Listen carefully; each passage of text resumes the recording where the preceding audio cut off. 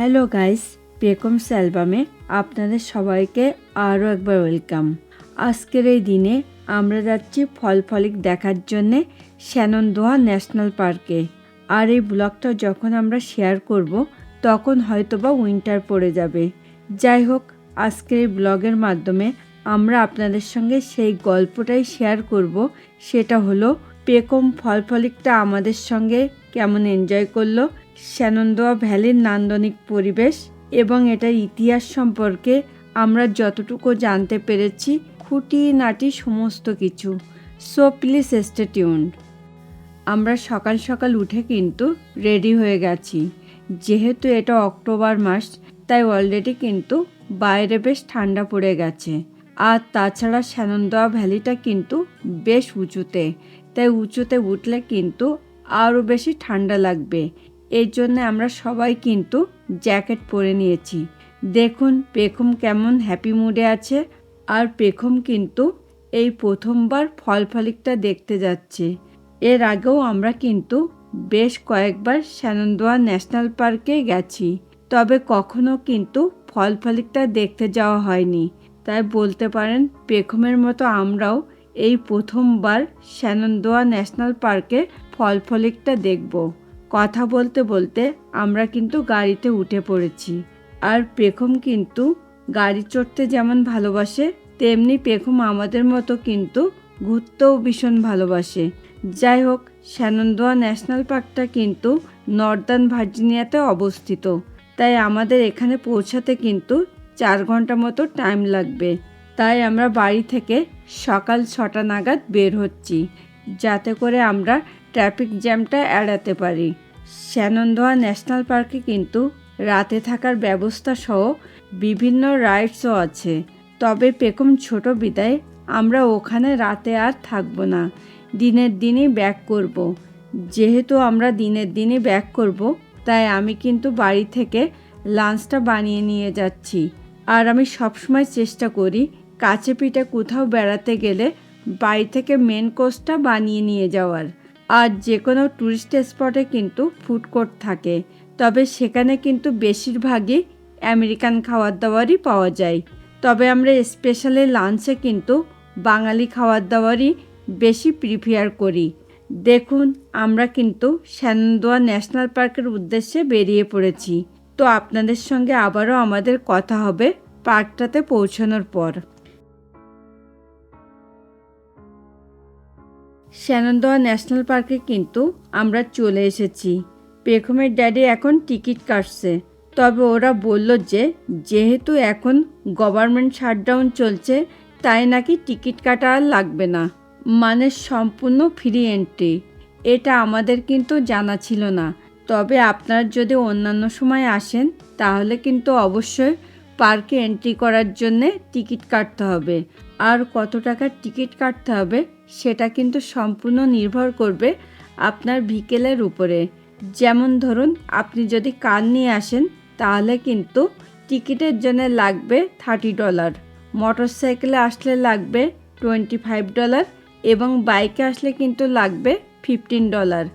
আর আপনার বয়স যদি 16 বছরের ভেতরে থাকে এবং কোনো ভেহিকেল ছাড়াই আসেন, তাহলে কিন্তু কোনো এন্ট্রি ফি লাগবে না, মানে সম্পূর্ণ ফ্রিতে আপনি পার্কটা ভিজিট করতে পারবেন। অক্টোবর মাসের মাঝামাঝি সময় কিন্তু ফল কালারটা চলে আসে, তবে টাইমটা অনেক সময় ভ্যারি করে ওয়েদারের উপরে। তাই কখনো কখনো ফল কালারটা একটু আর্লি চলে আসে, আবার কখনো কখনো ফল কালারটা আসতে একটু দেরি হয়। শ্যাননদোয়া ন্যাশনাল পার্কের ওয়েবসাইটে আমরা দেখেছিলাম যে অলরেডি কিন্তু ফল কালারটা চলে এসেছে। সেই মতো আমরা অক্টোবরের 15 তারিখে এসেছি ফল কালারটা দেখার জন্যে। তবে আমরা যতটা এক্সপেক্ট করেছিলাম সেই মতো কিন্তু ফল কালারটা এখনও আসেনি। এবার নাকি ওয়েদারের কারণে ফল কালারটা আসতে দেরি হচ্ছে। আর এই শ্যাননদোয়া ভ্যালিটা কিন্তু স্কাইলাইন ড্রাইভ, তবে মাঝে মধ্যে রেস্ট নেওয়ার জন্যে এবং এই ভ্যালিটার সৌন্দর্য উপভোগ করার জন্যে লোকজন যাতে দাঁড়াতে পারে সে ব্যবস্থা কিন্তু করা আছে। তবে আমরা চেষ্টা করব যতটুকু ফল কালার এসেছে এবং শ্যাননদোয়া ভ্যালির চারপাশের নান্দনিক সৌন্দর্য সবটাই আপনাদের সঙ্গে শেয়ার করার। দেখুন অলরেডি কিন্তু গাছের পাতাগুলোর কালার চেঞ্জ হতে শুরু করে দিয়েছে। আর প্রথম যে রেস্ট এরিয়াটা আসবে, এখন আমরা ওখানে কিছুটা সময় গাড়ি পার্কিং করে দাঁড়াবো ফল কালারটা উপভোগ করার জন্যে। সঙ্গে সঙ্গে এই ভ্যালিটার চারপাশের সৌন্দর্য দেখব এবং অনেক ফটো তুলব। তো আপনাদের সঙ্গে আবারও আমাদের কথা হবে রেস্ট এরিয়াতে যাওয়ার পর।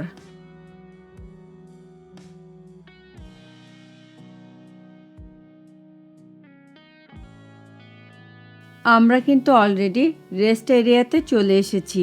দেখুন শ্যানন্দোয়া ভ্যালির নান্দনিক সৌন্দর্য। আসলে এটা সৌন্দর্য চোখে না দেখলে ভাষায় প্রকাশ করাটা কিন্তু অনেক কঠিন।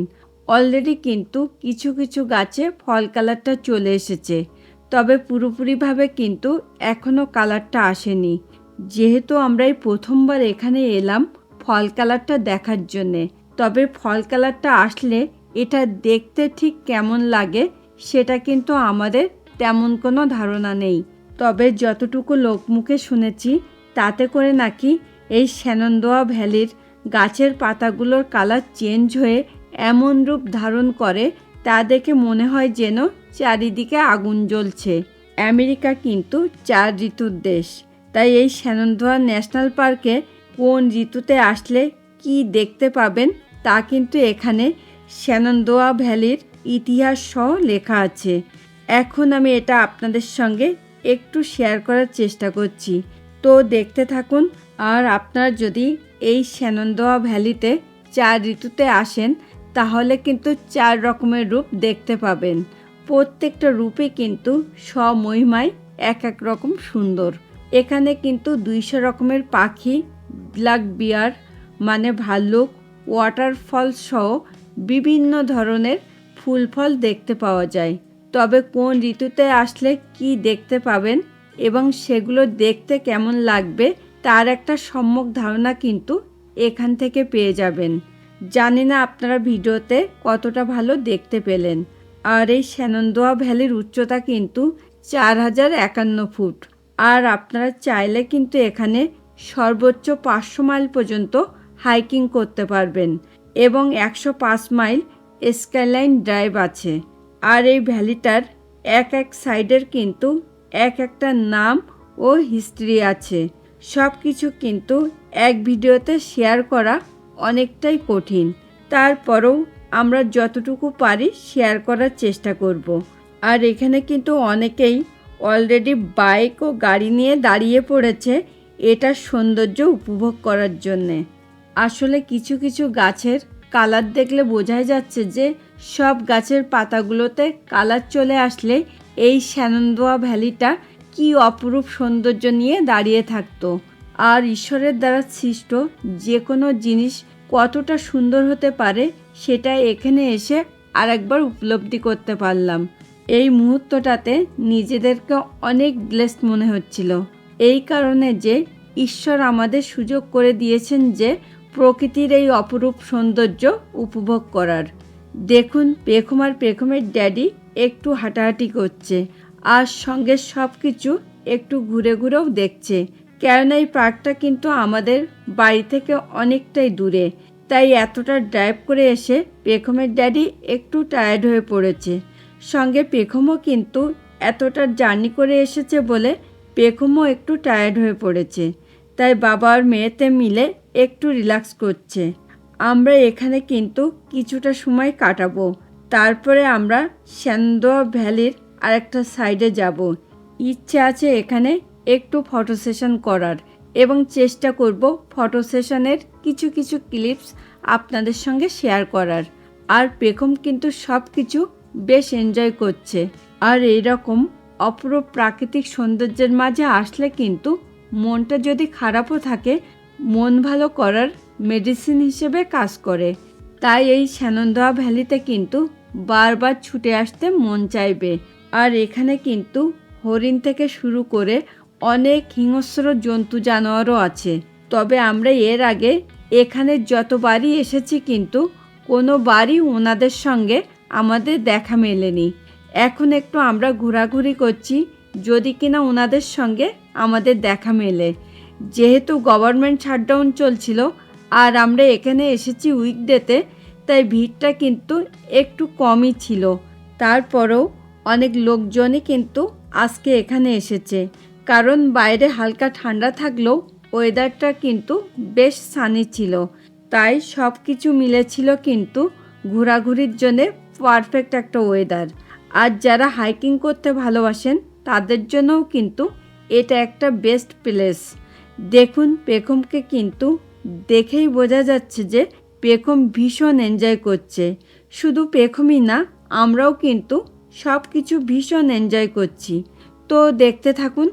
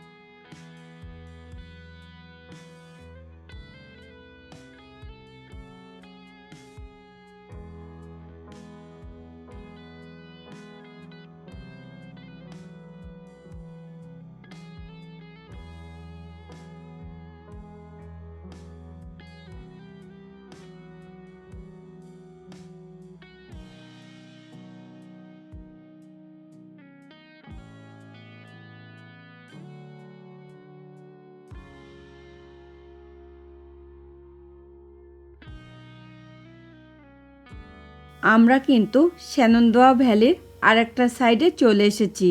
পেখম খুব হাংরি হয়ে পড়েছিল, তাই গাড়িতে বসেই এখন আমি পেখমকে একটু খাইয়ে নিচ্ছি। আর পেখমের খাওয়া হয়ে গেলে আমরা এখানে কিছুটা সময় কাটাবো, আর সঙ্গে ফটো তো তুলবই। এখন পেখমের ড্যাডি আপনাদেরকে এখানকার ওভারঅল ভিউটা একটু দেখিয়ে দিচ্ছে। আর এখানটাতে কিন্তু শ্যানন্দোয়া ভ্যালির এই সাইটটার নাম সহ ইতিহাসটা লেখা আছে। আমি তো আপনাদেরকে আগেই বলেছি যে শ্যানন্দোয়া ভ্যালির এক এক সাইডের এক একটা আলাদা নাম ও ইতিহাস আছে। সব কিছু কিন্তু এক ব্লগে কভার করাটা সত্যিই অনেক টাফ, কেননা এখান থেকে আমরা আবার বাড়ির উদ্দেশ্যে একটু আর্লি রওনা হব। তারপরও আমাদের কিন্তু বাড়ি পৌঁছাতে বেশ রাত হয়ে যাবে। সর্বোপরি পেখম আছে আমাদের সঙ্গে। পেখমও কিন্তু বেশ টায়ার্ড হয়ে পড়েছে, তাই আমরা যত তাড়াতাড়ি বাড়িতে পৌঁছাতে পারবো তাতে করে কিন্তু পেখম একটু হাত পা ছড়িয়ে রিল্যাক্স করতে পারবে। আর আমরা হয়তোবা এখান থেকে আর কিছু সময়ের মধ্যে চলে যাব, কিন্তু এই শ্যানন্দোয়া ভ্যালির নান্দনিক সৌন্দর্যটা কিন্তু আমাদের স্মৃতিতে সারা জীবন থেকে যাবে। আমরা শ্যানন্দোয়া ভ্যালির আরেকটা সাইডে চলে এসেছি। এখন আমি আপনাদেরকে এখানকার ওভারঅল ভিউটা একটু দেখিয়ে দিচ্ছি। পেখমের তো খাওয়া শেষ, আর তাছাড়া পেখম কিন্তু ঘুমিয়ে পড়েছে। আর এদিকে আমরাও কিন্তু বেশ হাংরি হয়ে পড়েছি, কেননা অলরেডি কিন্তু আমাদের লাঞ্চ টাইমটা পার হয়ে গেছে। এখন আমরা লাঞ্চ করব। আর আমি তো আপনাদেরকে আগেই বলেছি যে আমি লাঞ্চের জন্যে খাবার বাড়ি থেকে বানিয়ে এনেছি। আর আমাদের লাঞ্চের মেনুতে কি আছে সেটা আমি আপনাদেরকে একটু বাদে বলবো। এখন পেখমের ড্যাডি গাড়ি থেকে লাঞ্চটা বের করছে। আর আমাদের লাঞ্চ করা হয়ে গেলে তারপরে আমরা যাব এখানে একটা গিফট শপ আছে সেখানটাতে, কেননা আমরা কোথাও বেড়াতে গেলে সেখান থেকে স্মৃতিস্বরূপ কিছু না কিছু কিনে আনি।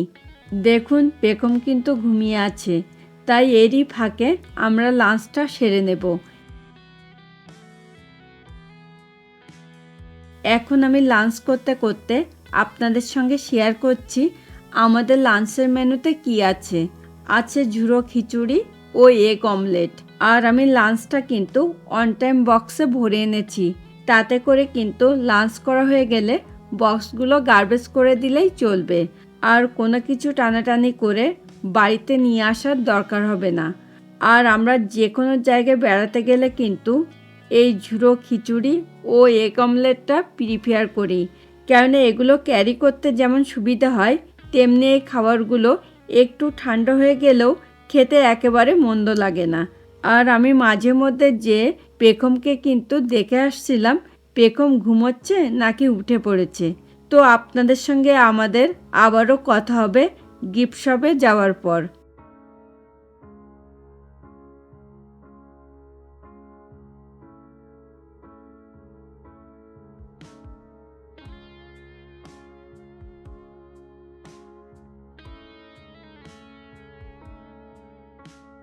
আমরা কিন্তু গিফট শপের পার্কিং লটে চলে এসেছি।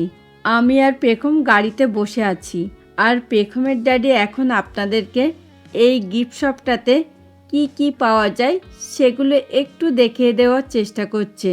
তো দেখতে থাকুন।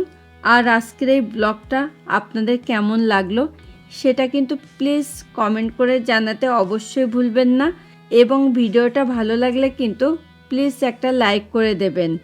আর যদি সম্ভব হয় আজকের এই ব্লগটা আপনাদের ফ্রেন্ডস অ্যান্ড ফ্যামিলির মাঝেও প্লিজ একটু শেয়ার করে দেবেন, এবং আমাদের চ্যানেলটাকে সাবস্ক্রাইব করে প্লিজ পেখমস অ্যালবামের সঙ্গে থাকবেন।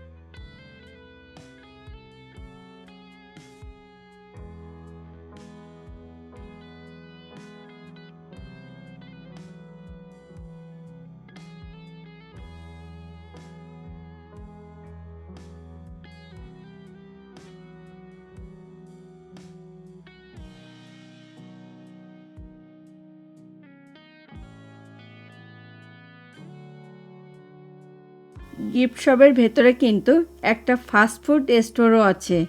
এখন আমরা আমাদের পছন্দের ভ্যানিলা ফ্লেভারের মিল্কশেক খাচ্ছি, কেননা সারাদিন ঘোরাঘুরির পর মন চাইছিল একটু ঠান্ডা কিছু খেতে। আর আমরা কিন্তু গিফট শপটা থেকে শ্যানন্দোয়া লেখায় একটা ম্যাগনেট কিনেছি। দেখুন, সারাদিন ঘোরাঘুরির পর পেখম কিন্তু বেশ টায়ার্ড, তবে পেখমকে কিন্তু দেখে বোঝার উপায় নেই যে ও টায়ার্ড আছে। আর পেখম কিন্তু এই প্রথমবার মিল্কশেকটা ট্রাই করছে। আমরা কিন্তু এখানে আর 5 থেকে 7 মিনিট মতো রেস্ট নেব, তারপরে আমরা আবার বাড়ির উদ্দেশ্যে রওনা হব। তবে আজকে আমরা কিন্তু খুব সুন্দর একটা সময় কাটালাম।